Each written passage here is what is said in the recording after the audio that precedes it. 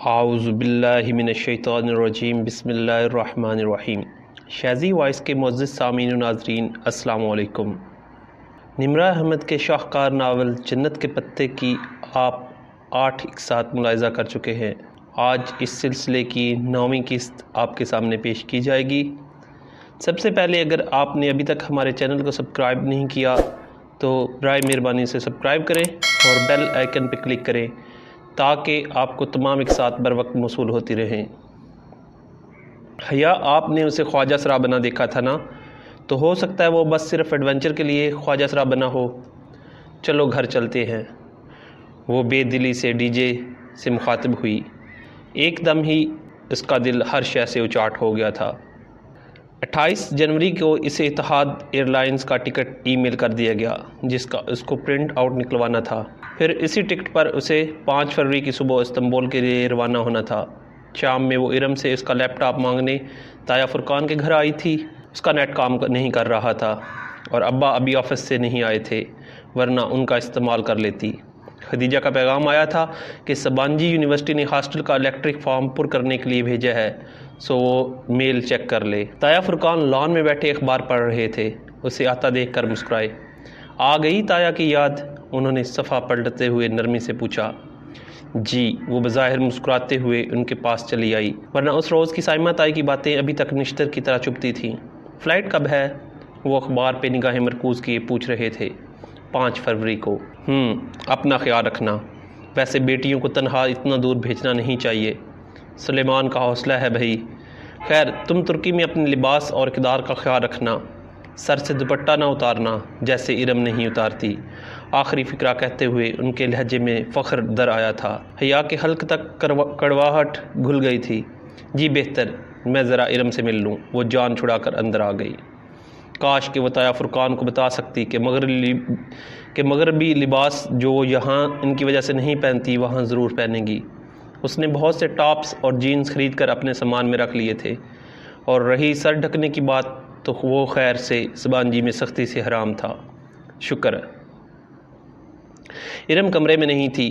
Bath room کا دروازہ بند تھا اور اندر سے پانی گرنے کی آواز آ رہی تھی۔ وہ بے دلی سے اس کے بیڈ پر بیٹھ گئی۔ ارم شاور لینے میں بہت دیر لگاتی تھی، سو مجبوراً اسے انتظار کرنا تھا۔ دفتن سیل فون کی گھنٹی بجی۔ حیا چونکی۔ ارم کا سیل فون اس کے ساتھ ہی تکیے پہ رکھا تھا۔ اس نے گردن جھکا کر دیکھا۔ سیل فون کی روشن اسکرین پہ ایک نیا پیغام جگمگا رہا تھا، ساتھ ہی بھیجنے والے کا نام لکھا رہا تھا، حیا سلیمان۔ وہ بے یقینی سے فون کی اسکرین کو دیکھے گئی۔ کیا کسی نے ارم کو اس کے نمبر سے پیغام بھیجا تھا یا ارم نے کسی کا نمبر اس کے نام کے ساتھ محفوظ کر رکھا تھا؟ حیا نے محتاط نگاہوں سے باتھ روم کے بند دروازے کو دیکھا اور پھر فون پہ 1-2 بٹن دبائے۔ پیغام لمحے بھر بعد ہی کھل گیا۔ میں کال کر لوں؟ صبح سے بات نہیں ہوئی، اب مزید انتظار نہیں کر سکتا، یہ دل اتنا مضبوط نہیں ہے۔ جان رپلائی۔ اس نے جلدی سے پیغام مٹایا اور سیل فون واپس تکیے پہ رکھا۔ ایک لمحے میں اسے سب سمجھ میں آ گیا تھا۔ ارم تایا فرقان کی اسکارف والی سر ڈھکنے والی بیٹی ایک عدد بوائے فرینڈ کی مالک تھی جسے لوگوں سے چھپانے کے لیے اس نے حیا کا نام دے رکھا تھا۔ تب ہی وہ اس رشتے پہ خوش نہیں تھی۔ حیا کو یاد آیا۔ وہ مزید بیٹھے بنا وہاں سے نکل آئی۔ لیپ ٹاپ اس نے تایا فرقان سے مانگ لیا، مگر جاتے جاتے ایک طنز و استہزاء بھری مسکراہٹ کے ساتھ ان کو ضرور دیکھا تھا۔ کاش وہ ارم کے حجاب کا پول کھول سکتی تو تایا کی شکل دیکھنے والی ہوتی۔ حجاب اوڑھنا یا نقاب کرنا کردار کی پختگی کی علامت نہیں ہوتی، اس نے بے اختیار سوچا تھا۔ سبانجی نے اسے اس کے ہاسٹل کے متعلق ترجیحات جاننے کے لیے ایک سوال نامہ بھیجا تھا۔ لیپ ٹاپ گود میں رکھے وہ بیڈ پر نیم دراز دلچسپی سے سوالات پڑھتی، صرف اپنا موڈ بہتر کرنے کے لیے مذاقہ خیز جواب بھیجنے لگی۔ کیا آپ اپنی کسی ہم وطن ایکسچینج اسٹوڈنٹ کے ساتھ کمرہ شیئر کرنا چاہیں گی؟ بالکل بھی نہیں۔ اس کی انگلیاں تیزی سے لیپ ٹاپ کی کنیوں پہ حرکت کر رہی تھی۔ کیا آپ اسموکنگ کرتی ہیں؟ بالکل کرتی ہوں۔ ڈرنک کرتی ہیں؟ وہ بھی کرتی ہوں۔ آپ کس قسم کی طبیعت کی مالک ہیں؟ سخت جھگڑالو اور خون خوار۔ وہ مسکراہٹ دبائے جواب لکھ رہی تھی۔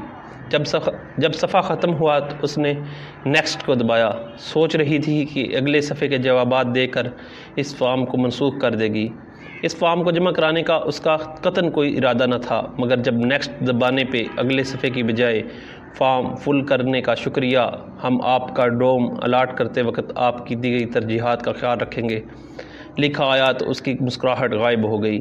لعنت ہو تم سب پر، وہ جھنجھلا کر اٹھی اور لیپ ٹاپ ایک طرف رکھا۔ فارم سبانجی کو جا چکا تھا اور اس کا پہلا ہی تاثر کتنا برا پڑا ہوگا وہ جانتی تھی۔ اس کی پیکنگ ابھی نامکمل تھی۔ اس نے ایک نگاہ کھلے سوٹ کیس اور بکھری اشیاء پہ ڈالی، پھر کچھ سوچ کر باہر آئی۔ لاؤنج خالی تھا۔ حیا نے ٹیلی فون سٹینڈ پہ رکھی ڈائریکٹری اٹھائی اور صفحے پلٹنے لگی۔ اس کے صفحے پہ 4 سطور میں سبین پھپھو کے گھر کا پتہ اور فون نمبر لکھا تھا۔ اس نے وہ صفحہ پھاڑا اور تہہ کر کے ایک دفعہ جہان سکندر اسے مل جائے پھر وہ ان بیتے ماہ و سال کا حساب ضرور لے گی۔ بیڈ پہ آ کر بیٹھی اور اپنے سامنے کھلے پڑے میل باکس کو دیکھا۔ وہاں اب ایک نئی ای میل کا نشان جگمگا رہا تھا، national response centre for cyber crime. اس نے قدرے الجھ کر اس میل کو دیکھا اور کھولا۔ بھلا اب سائبر کرائم سیل والے اسے کیوں رابطہ کر رہے تھے؟ صفحہ کھل گیا اور وہ جیسے جیسے پڑھتی گئی اس کی آنکھیں حیرت سے پھیلتی گئیں۔ یہ ای میل سائبر کرائم سیل سے اس کی اس ای میل کے جواب میں آئی تھی جو چند روز قبل اس نے بطور شکایت بھیجی تھی اور جس میں اس نے ویڈیو کا ذکر کیا تھا۔ اب اس کے جواب میں ہیلپ ڈیسک آفیسر نے اس کو ایک باقاعدہ کمپلینٹ فارم بھیجا تھا جس کو بھرنے کے ساتھ ساتھ اسے اپنا فون نمبر، گھر کا پتہ، شناختی کارڈ نمبر وغیرہ بھی لکھ کر بھیجنے تھے۔ یہ فارم FIR کے مترادف تھا، اس کو تمام تفصیلات ضروری تھیں۔ وہ یک ٹک اس فارم کو دیکھے گئی۔ اگر سائبر کرائم سیل نے اسے جواب اب دیا تھا تو وہ پرائیویٹ نمبر سے آنے والی کال، وہ میجر احمد کا آفس، وہ سب کیا تھا؟ کیا اسے بیوقوف بنایا گیا تھا؟ کیا واقعی وہ اصلی میجر احمد تھا؟ یا پھر اس کے پاس اس ویڈیو کو مکمل طور سے انٹرنیٹ سے ہٹوانے کی طاقت اور اثر و رسوخ کیسے آیا؟ وہ الجھتے ذہن کے ساتھ جلدی جلدی جواب ٹائپ کرنے لگی۔ اسے سائبر کرائم سیل کو مختصر الفاظ میں یہ یقین دہانی کروانی تھی کہ وہ ویڈیو اب ہٹ چکی ہے اور وہ اپنی شکایت واپس لے رہی ہے۔ اسے اب فوری طور پر ان خفیہ حوالوں سے پیچھا چھڑانا تھا۔ میل لکھ کر اس نے سینڈ کو دبایا اور پرسوچ نگاہوں سے اسکرین دیکھی گئی۔ میجر احمد کا تعلق سائبر کرائم سیل سے نہیں تھا، اس بات کا اس کو یقین ہو چلا تھا۔ ایئرپورٹ پہ ڈی جے بری طرح رو رہی تھی۔ اس کے والدین اس کے ساتھ کھڑے اسے تسلی دے رہے تھے۔ حیا کچھ دیر تو اسے چپ کروانے کی کوشش کرتی رہی، پھر عاجز سی ہو کر قدرے فاصلے پہ جا کھڑی ہوئی اور جیکٹ کی جیبوں میں ہاتھ ڈالے بڑے سکون سے ڈی جے کو روتے دیکھتی رہی۔ اس نے شلوار قمیض پہ سیاہ جیکٹ پہن رکھی تھی اور دوپٹہ مفرل کی طرح گردن سے لپیٹا تھا۔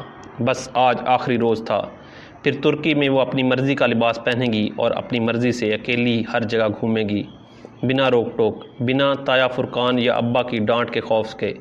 اس وقت رات کے 11:30 بجے تھے اور ان کی فلائٹ اگلی صبح 5 فروری کی صبح 4 بجے کی تھی۔ کتنا روتی ہے یہ، تم خیال رکھنا اس کا۔ سلمان صاحب کو ڈی جے کے مسلسل رونے پہ کوفت ہونے لگی تھی۔ جب تک وہ واپس ہوئے ڈی جے روئے جا رہی تھی۔ اس کے آنسو تب جا کر تھمے جب اتحاد ایئر لائنز کی وہ پاکستانی نژاد آفیسر ان کے پاس آئی اور بہت شائستگی سے ان کو مخاطب کیا۔ میڈم، آپ لوگ پلیز اپنے ڈاکومنٹس اور لیپ ٹاپس سوٹ کیس سے نکال کر ہینڈ کیری میں رکھ لیں تاکہ اگر آپ کا سامان گم بھی ہو جائے تو کم از کم ڈاکومنٹس محفوظ رہیں۔ ایویں ہی سامان گم ہو جائے؟ ہتھیلی کی پوچھ سے آنسو صاف کر کے ڈی جے نے غصے سے کہا۔ وہ سارا رونا بھول گئی تھی۔ ہم نے ہینڈ کیری میں اتنا بوجھ نہیں اٹھانا میم، یہی بہتر ہے کیونکہ بعض اوقات سامان گم بھی ہو جایا کرتے ہیں، کہیں یہ نہ ہو کہ بعد ازاں آپ کسی مسئلے سے دوچار ہوں۔ وہ اس ترک ایئر لائن میں کام کرنے والی ایک پاکستانی لڑکی تھی اور ان کے پہلی دفعہ بین الاقوامی فلائٹ لینے کے پیش نظر کہہ رہی تھی، اور حیا مان بھی جاتی مگر ڈی جے اڑ گئی۔ ہرگز نہیں، میں نے اتنا بھاری ہینڈ کیری نہیں اٹھانا، پلین میں آپ کو نہیں اٹھانا پڑے گا۔ آفیسر کی شائستگی برہمی میں بدلنے لگی۔ پلین میں جانے تک تو اٹھانا ہی پڑے گا، پھر تو ترکی میں آپ پر اللہ ہی رحم کرے۔ وہ پیر پٹکتی چلی گئی تو ڈی جے نے اپنی متورم آنکھوں اور فاتحانہ مسکراہٹ کے ساتھ حیا کو دیکھا اور انگلی سے اینک پیچھے کی۔ انسان کو کوئی چیز نہیں ہرا سکتی جب تک کہ وہ خود نہ ہار مان لے۔ حیا بے اختیار ہنس دی، اسے ڈی جے اچھی لگی تھی۔ فلائٹ میں ان دونوں کو نشستیں ایک ہی قطار میں ملیں۔ درمیانی راستے کے دائیں طرف جڑی 3 سیٹوں میں سے کھڑکی کے ساتھ والی حیا کو ملی اور راستے والی نشست ڈی جے کو، درمیانی نشست خالی تھی۔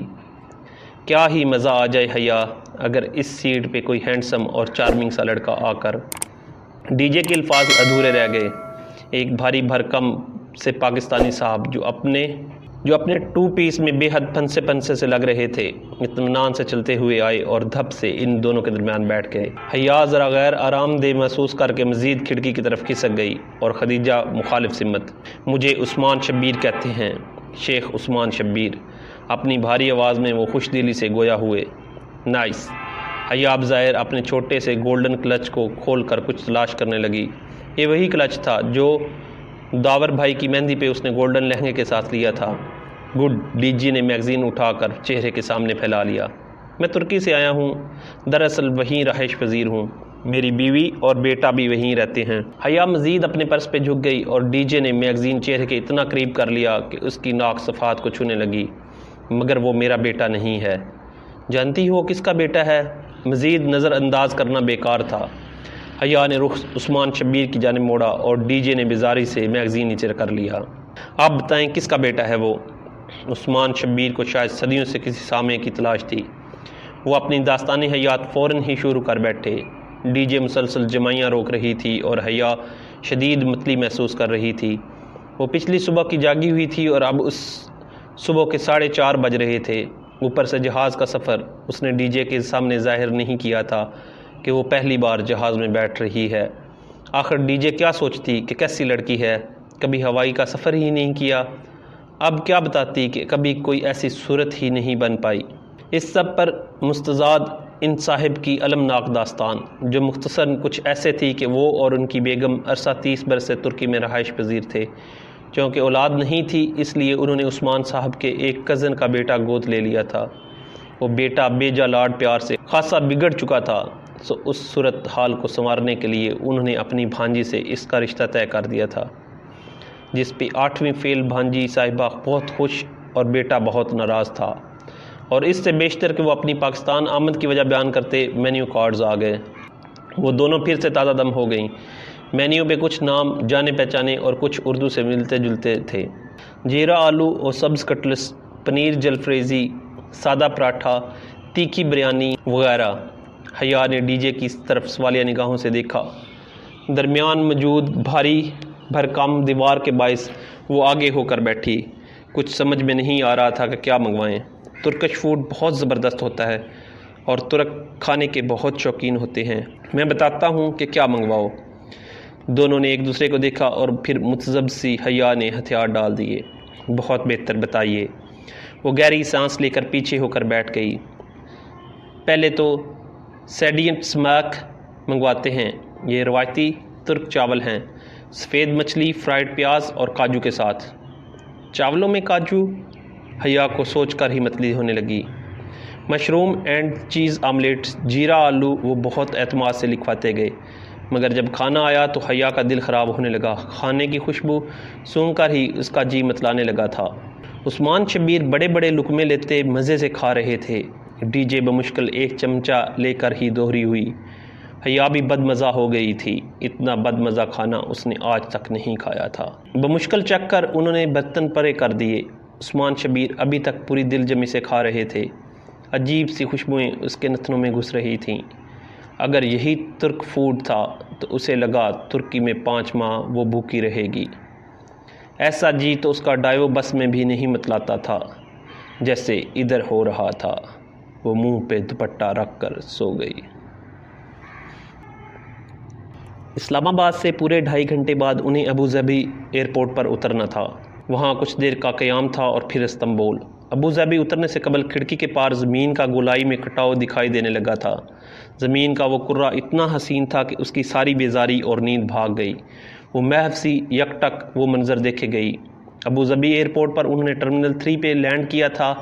استنبول کی فلائٹ انہوں نے ٹرمینل 1 سے پکڑ لی، مگر پہلے گھر فون کیا۔ وہ دونوں آگے پیچھے تیز تیز چلتے ہوئے کالنگ کارڈ خریدنے گئیں۔ 5 یورو کا اتصالات کا کارڈ خریدا اور فون بوتھ کی طرف بھاگیں۔ قطار میں فون بوتھ لگے تھے۔ حیا نے ایک ایک کر کے پہلے تینوں پہ کارڈ لگانے کی کوشش کی، مگر کارڈ تھا کہ ڈلنے کا نام ہی نہ لے۔ اسے ایئرپورٹ پہ فون بوتھ استعمال کرنے کا پہلا تجربہ تھا۔ کچھ سمجھ میں نہیں آ رہا تھا کہ کیا کرے۔ حیا، اس بندے کو دیکھو، جیسے یہ ڈال رہا ہے ویسے ہی ڈالو۔ ڈی جے نے اسے کوہنی ماری تو حیا نے پلٹ کر دیکھا۔ چوتھے بوتھ پہ ایک شخص ان کی طرف پشت کیے اپنا کارڈ ڈال رہا تھا۔ حیا کو دکھائی نہیں دے رہا تھا کہ وہ کون سا طریقہ استعمال کر رہا ہے، سو وہ ڈی جے کا ہاتھ تھامے اس کے سر پہ جا پہنچی۔ وہ ریسیور کان سے لگائے نمبر ملا رہا تھا۔